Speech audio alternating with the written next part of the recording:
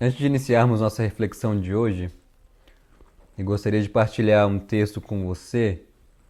Se encontra na carta de Paulo aos Efésios, capítulo 3, versículos de 16 a 19, que diz assim: Oro para que com as suas gloriosas riquezas ele os fortaleça no íntimo do seu ser com poder, por meio do seu Espírito, para que Cristo habite em seus corações mediante a fé.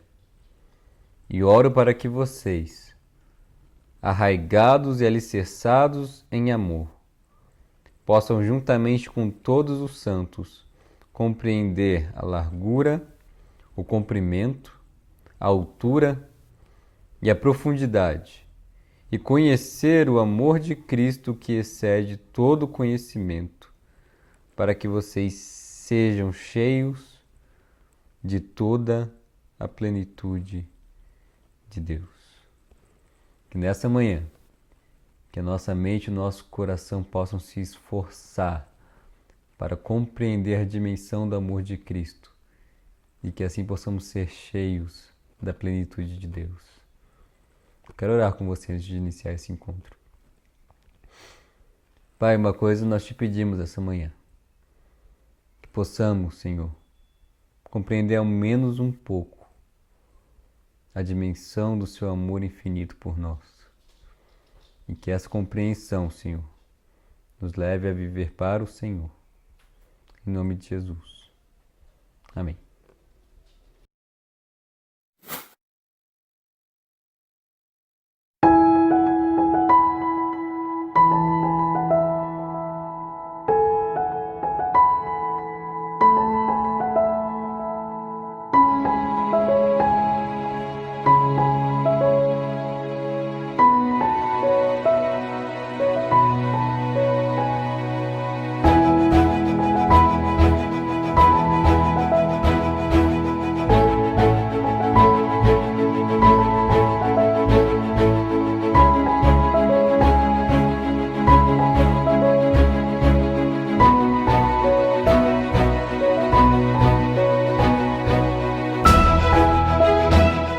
Com o café e a Bíblia em mãos, hoje nós vamos conversar sobre a parábola da moeda da dracma perdida, que se encontra em Lucas capítulo 15, versículos de 8 a 10.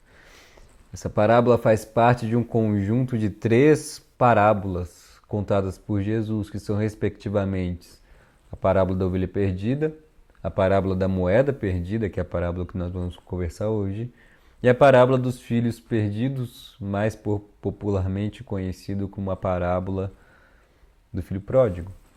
Elas têm praticamente a mesma ênfase e a conclusão das parábolas que Jesus conta, dessas 3 parábolas que Jesus conta, são as mesmas.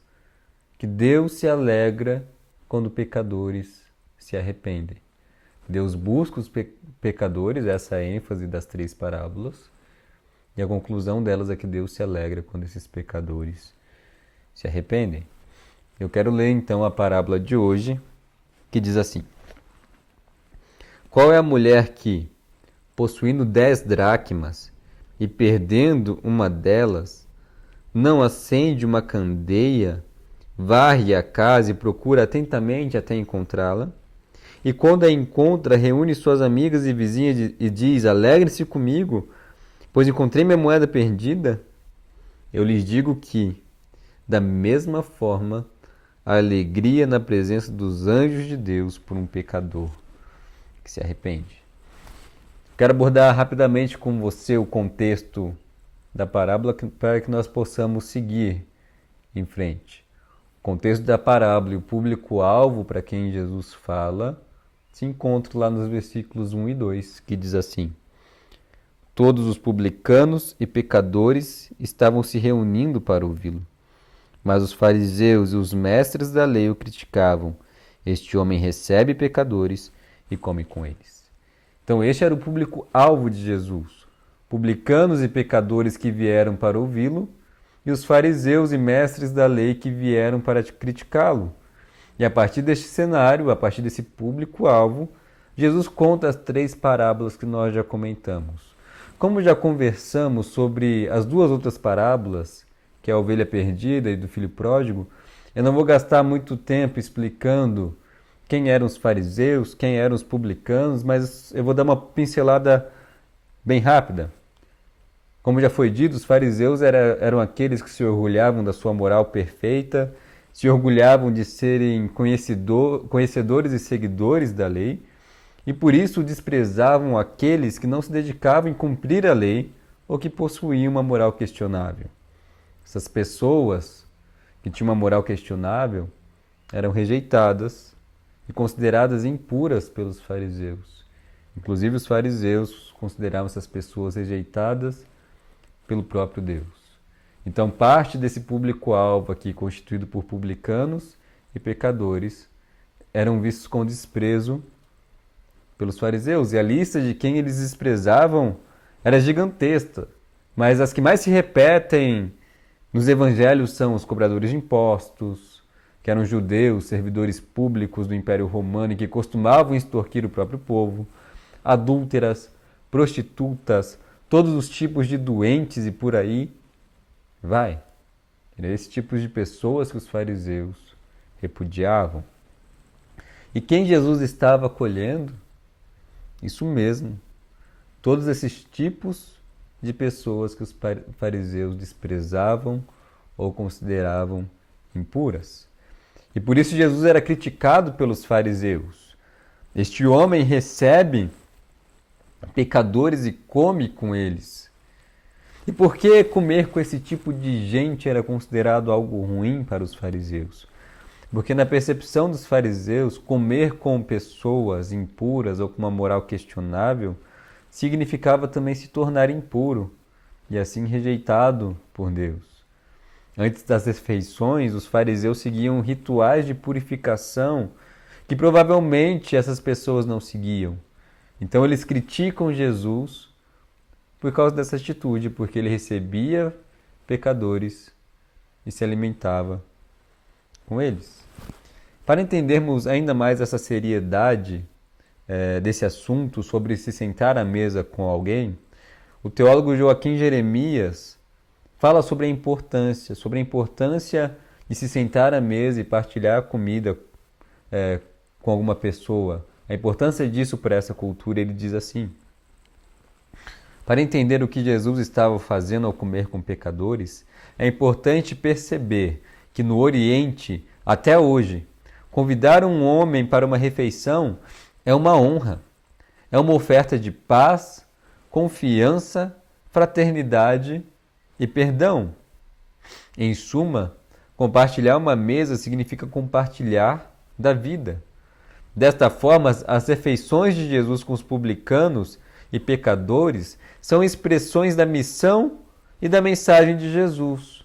Que mensagem é essa? A mensagem que ele não veio chamar justos, mas pecadores ao arrependimento. A mensagem de que ele veio oferecer paz, confiança, fraternidade e perdão para os pecadores. As refeições que Jesus faz são refeições escatológicas, celebrações antecipadas do banquete do fim dos tempos, em que a comunidade dos santos já está sendo representada. A inclusão de pecadores na comunidade de salvação, conseguida com a comunhão à mesa, é a expressão mais significativa do amor redentor de Deus, como pontua Joaquim Jeremias. E é importante compreender aqui que os fariseus, eles davam esmolas, eles alimentavam os necessitados, mas nunca se sentariam para comer com eles. De Jesus, à luz de Joaquim e Jeremias, podemos concluir que Jesus está concedendo honra àqueles que não tinham honra alguma. E essa era a missão de Jesus. Uma missão que contrariava os judeus. Uma missão que incluía uma oferta de paz, de amor e de perdão para aqueles que são pecadores, para aqueles que são desprezados, para aqueles que são rejeitados. E Jesus, ao comer com publicanos e pecadores, só estava fazendo aquilo que lhe foi chamado para fazer, só estava cumprindo a missão que lhe foi dada pelo Pai. Por isso Jesus, ao contar essas 3 parábolas, ele está apresentando uma defesa do porquê ele recebia e comia com pecadores, e mostrando que aqueles que reclamavam das suas ações e criticavam as suas ações revelavam uma falta de conhecimento tanto da atitude e do caráter de Deus, que tem prazer em acolher os pecadores. Os fariseus, ao criticarem Jesus, estavam criticando aqueles que eles diziam servir. E isso eles estavam demonstrando uma falta de conhecimento que eles tinham de Deus. Porque se eles conhecessem a Deus, como eles afirmavam que conheciam, eles saberiam que Deus tem prazer em acolher o humilde, em acolher o pecador. Sendo assim, a fala de Jesus tinha por objetivo abrir as portas para os indignos e convidá-los ao arrependimento e denunciar os fariseus e mestres da lei e igualmente convidá-los ao arrependimento e à compreensão do caráter e do amor de Deus. E a partir disso, Jesus conta as 3 parábolas que se seguem. Um aspecto muito curioso que merece destaque na composição do texto pelo evangelista Lucas é que, por muitas vezes, ele apresenta seus assuntos impares. Como assim? Quando ele menciona um homem, com muita probabilidade ele se refere também a uma mulher. Por exemplo, no primeiro capítulo do seu evangelho, Zacarias e Isabel são apresentados. Logo após Lucas apresentar a história de Zacarias, ele conta a história de Isabel. No capítulo seguinte, o mesmo se passa. Ele apresenta José, depois apresenta Maria. E em seguida, apresenta Simeão, depois apresenta Ana. Nos capítulos seguintes, ele faz referência a algumas histórias do Antigo Testamento. Ele faz referência à viúva de Sarepta e logo após faz referência a Naamã, o Ciro. Nas parábolas que ele conta a respeito do reino, ele coloca a parábola do homem com grão de mostarda junto à parábola da mulher, que adiciona o fermento à massa. E neste capítulo que estamos conversando, coloca a parábola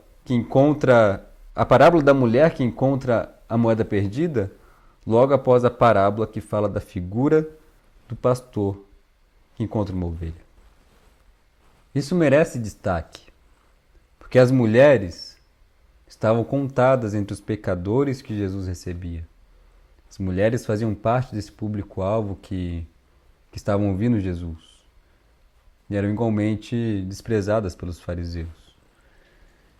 No contexto em que nós vivemos, em que discussões sobre a mulher e seu papel na sociedade são tão frequentes, é importante destacar o que as Escrituras revelam acerca delas, acerca das mulheres. Independente se concordamos ou divergimos com algumas pautas levantadas, nós como cristãos precisamos ter a mesma sensibilidade que Jesus tinha ao lidar com as mulheres e reconhecer que no reino de Deus elas são alvo do mesmo amor e a elas são concedidas o mesmo valor e identidade que os homens, filhas amadas de Deus. Isso é tão forte, isso é tão precioso que o apóstolo Paulo, na sua carta que ele escreve aos Gálatas, ele afirma o seguinte: já não há escravo nem livre, já não há judeu nem grego, já não há homem nem mulher, porque todos são um em Cristo Jesus, revestidos de igual valor e identidade. Isso já é motivo mais do que suficiente para eu e você chorarmos por causa dos abusos que as mulheres sofrem no nosso contexto. É motivo mais do que suficiente para repensarmos e nos arrependermos da forma como lidamos com as mulheres em casa, nas igrejas e na nossa sociedade. Entender que as mulheres também foram feitas imagem e semelhança de Deus, igualmente alvos do seu amor, nos mostra que nós, homens, Temos o dever de tratá-las com respeito e dignidade e nos livrarmos urgentemente de toda forma de abuso que cometemos contra elas, seja verbal ou seja físico. É isso que as Escrituras testemunham, essa que é a jornada de Jesus nos Evangelhos testemunha. Enfim, após destacar isso, vamos à nossa parábola. Jesus faz referência na parábola a uma mulher comum que encontraríamos em uma vila da Galiléia naquele tempo. E essa mulher, a história de Jesus conta que ela tinha 10 moedas de prata. E cada moeda de prata naquele tempo era o equivalente a um denário. Um denário era igual a um dia de trabalho. Alguns vão dizer que essa moeda de prata era usada para enfeitar seu penteado e que seria equivalente a um anel de noivado daquela época. Outros vão dizer que era um valor necessário para o seu sustento e por isso que ela procura com tanto afinco essa moeda. Mas independente de qual seja o significado atribuído a essa moeda, a história conta que essa mulher percebeu que estava faltando uma moeda e sabia que havia perdido dentro de casa. Ela sentiu tanta falta que ela procura incansavelmente essa moeda na sua casa. E as casas na Galiléia, elas eram tipicamente pequenas, contavam com janelas bem pequenas e por isso a iluminação não era o suficiente, o que justifica ela acender uma candeia para iluminar melhor, a fim de procurar a moeda. O chão das casas eram feitas de terra batida, ou algumas casas eram feitas com chão de pedra mesmo.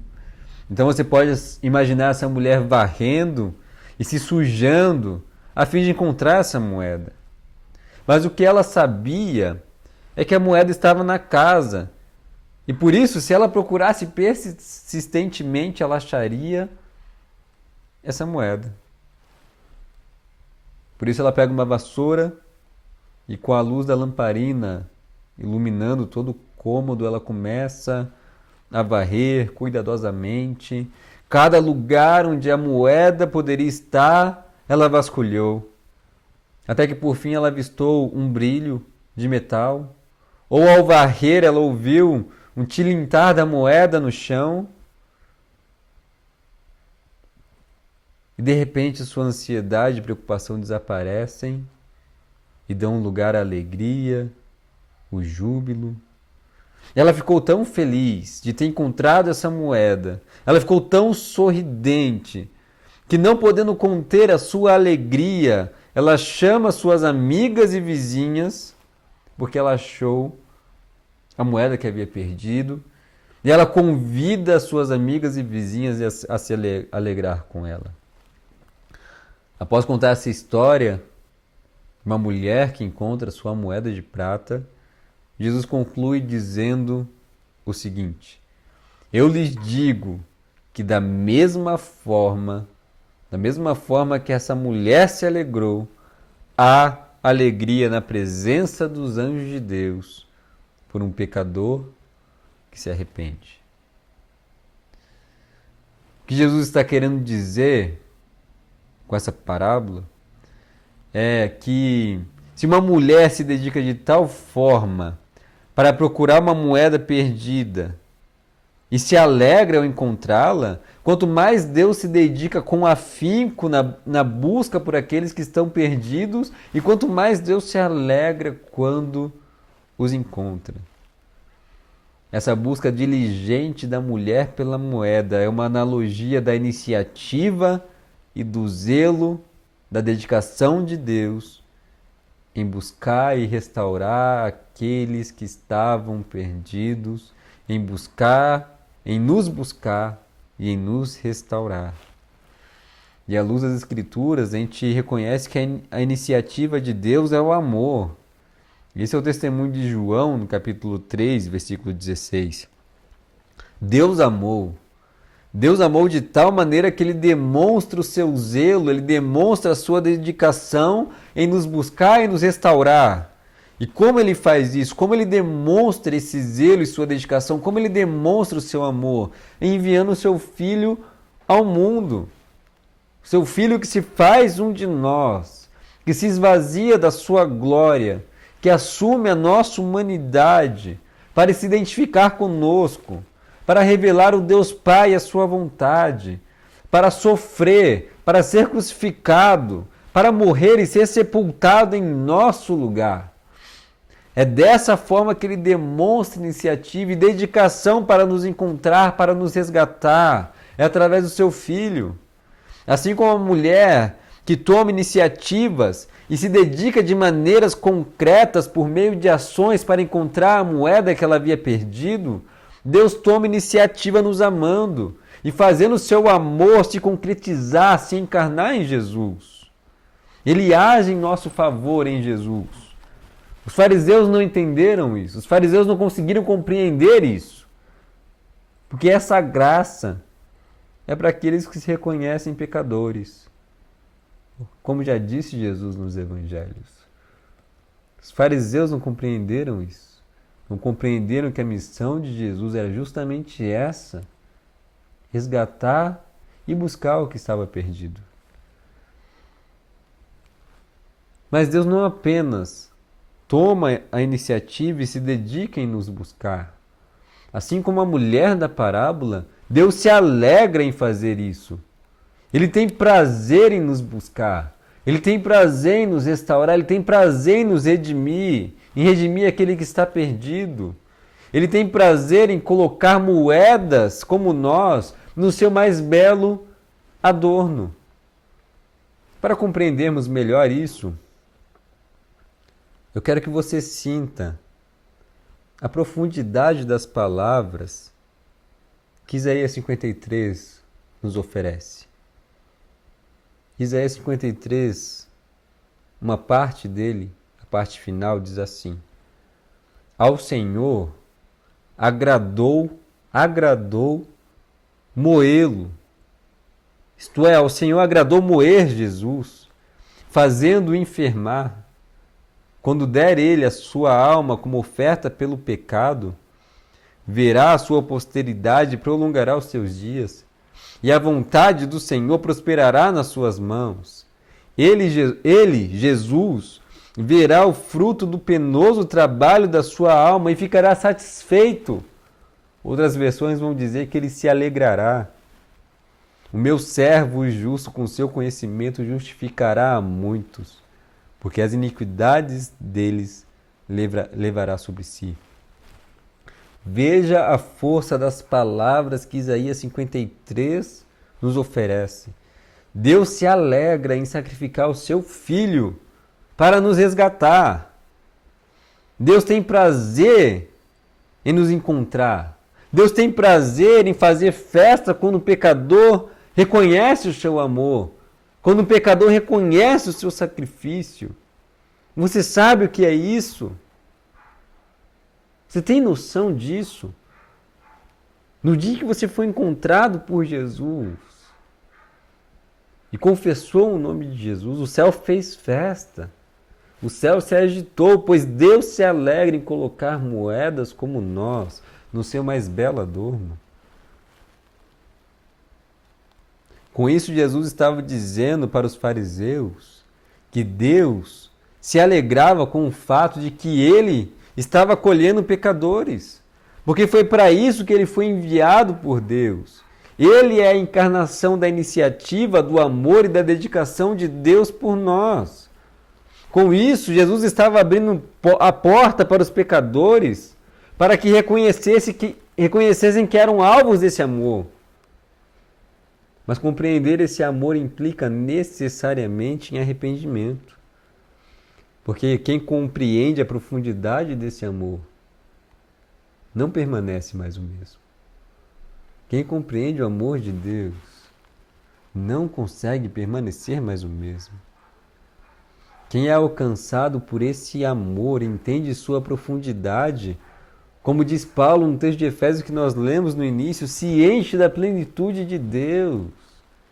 E aquele que se enche da plenitude de Deus, ao compreender uma parte do amor, desse amor, não pode permanecer mais o mesmo.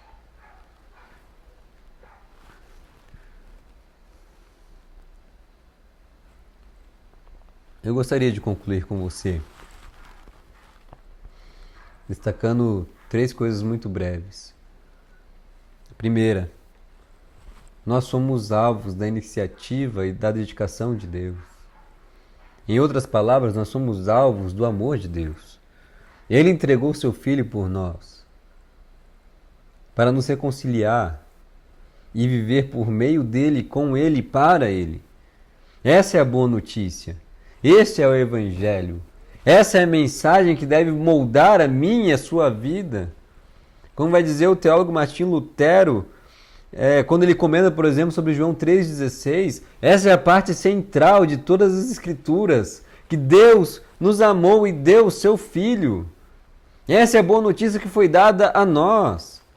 É esse amor que nós temos que nos dedicar em compreender e viver. Essa é a mensagem que deve estar presente e ser celebrada nos nossos cultos. Essa é a mensagem que deve ser celebrada e vivida por nós todos os dias, a cada instante. Essa é a mensagem que deve mover a minha e a sua vida, a minha e as suas ações, os meus e os seus pensamentos. Em segundo lugar, se essa busca diligente for mesmo parte do caráter de Deus, nós concluímos que sim, isso é parte do caráter de Deus, então deveria também ser parte do nosso caráter como cristãos. Se é da natureza de Deus fazer isso, também deveria ser da nossa natureza, nós que agora estamos partilhando da natureza divina, também deveria ser da nossa natureza buscar diligentemente aqueles que estão perdidos. Essa parábola não nos diz como devemos sair em busca dos perdidos, mas implica que é isso que nós devemos fazer. Jesus tinha plena convicção que o Pai se alegrava nele, porque ele estava cumprindo a sua missão de buscar e resgatar o perdido. Certa vez, Jesus em João disse: Pai, eu te glorifiquei na terra, fazendo tudo aquilo que o Senhor me deu para fazer. Como nós glorificamos a Deus? Fazendo tudo aquilo que Ele nos deu para fazer. Jesus cumpriu a sua missão de buscar e resgatar aquele que estava perdido. Ele tinha plena convicção que o Deus Pai se alegrava nele por causa disso. Mas essa missão que Jesus partilha, Ele estende a nós. Em João capítulo 17, Jesus diz aos seus discípulos: assim como o Pai me enviou, eu também vos envio ao mundo, a prosseguir na missão, a continuar fazendo o que eu faço por intermédio do meu Espírito. E a pergunta que deveríamos nos fazer essa manhã é a seguinte: será que o Pai está se alegrando conosco? Será que Deus, o Pai, está se alegrando conosco? Será que estamos tomando iniciativa e nos dedicando diligentemente a buscar o perdido, assim como a mulher que procura a moeda diligentemente, assim como Deus nos busca diligentemente? Estamos tomando iniciativa de, assim como Jesus, encarnar o amor de Deus para as pessoas? Isso tem feito parte da nossa preocupação? Isso tem ocupado a nossa mente e o nosso coração? Se não tem ocupado, nós deveríamos nos arrepender, nos voltar para Deus, viver para a sua glória. Nós vivemos para a glória de Deus, fazendo tudo aquilo que Ele nos deu para fazer. E uma dessas coisas, talvez uma das principais missões que Ele nos deixou, é fazer discípulos, é buscar aquele que está perdido. Em último lugar, apesar da parábola não nos dizer formas de como nós devemos sair em busca do perdido, eu gostaria de pensar em formas de como nós poderíamos fazer, à luz do próprio contexto da nossa parábola, de tudo que está envolvendo o texto. E a primeira pergunta muito simples é: quantas pessoas são alvos da nossa dedicação. Dedicação que não envolve apenas o evangelismo, mas envolve a mesma dedicação que Jesus teve pelas pessoas, a dedicação de se humilhar, a dedicação de se encarnar, a dedicação de sofrer, a dedicação de servir. Quantas pessoas têm sido alvos da nossa dedicação? Quantas pessoas nós temos evitado? E por que eu digo isso? Porque assim como no nosso contexto os fariseus evitavam algumas pessoas e desprezavam algumas pessoas, nós também podemos correr esse risco.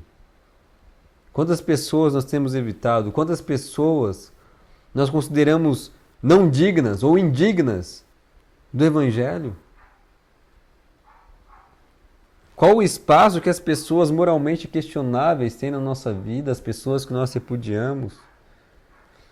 Jesus hospedava e acolhia gente que era desprezada. Gente que ninguém tinha interesse. Quantas pessoas assim nós chamamos para a intimidade da mesa? Quantas pessoas assim nós nos relacionamos? Você pode estar pensando, mas conviver com pessoas tão pecadoras assim não exerce uma má influência sobre nós? Conviver com pessoas tão pecadoras assim não fere a nossa reputação? A nossa reputação está muito ligada com quem nós queremos agradar. E se você quer agradar a Deus, você pode ter certeza que você vai desagradar muitas pessoas, assim como foi com Jesus. Se você quer agradar a Deus, pode ter certeza de que a sua reputação será ferida, assim como Jesus teve sua reputação ferida. Precisamos estar envolvidos na busca dos perdidos. E se eles vão influenciar ou não, vai depender do nosso compromisso, do compromisso que nós temos com o amor que foi revelado a nós e entregue a nós. Vai depender do quanto nossos pés estão firmados na rocha, do quanto somos guiados pelo Espírito, do quanto compreendemos a profundidade desse amor, o compromisso que temos com esse amor e o compromisso que temos de partilhar esse amor. Vai depender da seriedade que concedemos à mensagem que nós professamos. De verdade, eu acredito, à luz das Escrituras, à luz dos Evangelhos, à luz da própria vida de Jesus, que nós precisamos sair da nossa zona de conforto. Assim como Jesus abriu mão da sua glória, deixou a sua glória, então eu e você, saindo da nossa zona de conforto, precisamos buscar o perdido. Participar da festa que Deus está fazendo. Participar da alegria de Deus, participar da vida de Jesus. Porque como Jesus já havia dito para os seus discípulos nos evangelhos, levantem os olhos e vejam os campos. Eles já estão prontos para a colheita. Colheita, à luz das Escrituras, no Antigo Testamento era tempo de festa. Deus está nos convidando para essa festa. Deus está nos convidando a sair da nossa zona de conforto e encontrar as pessoas. Encontrar qualquer tipo de pessoa. Parar de criar rótulos para aqueles que merecem ouvir o Evangelho ou não. Abrir o nosso coração para acolher qualquer tipo de pessoa e partilhar o Evangelho, partilhar a vida com elas. Esse é o desafio do final da Epístola de Hebreus, lá no capítulo 13, por exemplo, que diz assim: o sumo sacerdote leva sangue de animais até o Santo dos Santos, como oferta pelo pecado, mas os corpos dos animais são queimados fora do acampamento. Assim Jesus também sofreu fora das portas da cidade para santificar o povo por meio do seu sangue. Portanto, saiamos até ele, fora do acampamento, suportando a desonra que ele suportou. Pois não temos aqui nenhuma cidade permanente, mas buscamos o que há de vir. E o convite é para sairmos do acampamento, sairmos da nossa zona de conforto e suportar inclusive a desonra que o próprio Senhor Jesus suportou. Esse é o convite. que eu e você possamos nos alegrar em sermos alvos do amor de Deus. Que possamos nos alegrar de participar da grande festa que Deus está fazendo e que essa alegria nos motive a tomarmos iniciativa e nos dedicarmos com toda a nossa força a convidar outros a participarem dessa grande festa. Eu gostaria de orar com você mais uma vez para nós concluirmos. Pai, que mensagem preciosa é a mensagem que nós recebemos. Como é bom saber que nós somos alvos do seu amor, isso alegra o nosso coração. Alegra saber que o Senhor Jesus veio ao nosso encontro e ressignificou a nossa vida. Senhor, nós te pedimos que Teu Espírito Santo nos conduza a desfrutar desse amor e partilhar desse amor, a chamar outros a fazerem parte dessa grande festa da alegria que é viver para o Senhor. Nos ajude, em nome de Jesus. Amém. Nos vemos logo mais às 19 horas para continuarmos falando bem de Deus e continuar conversando um pouco sobre as Sagradas Escrituras. Te espero lá.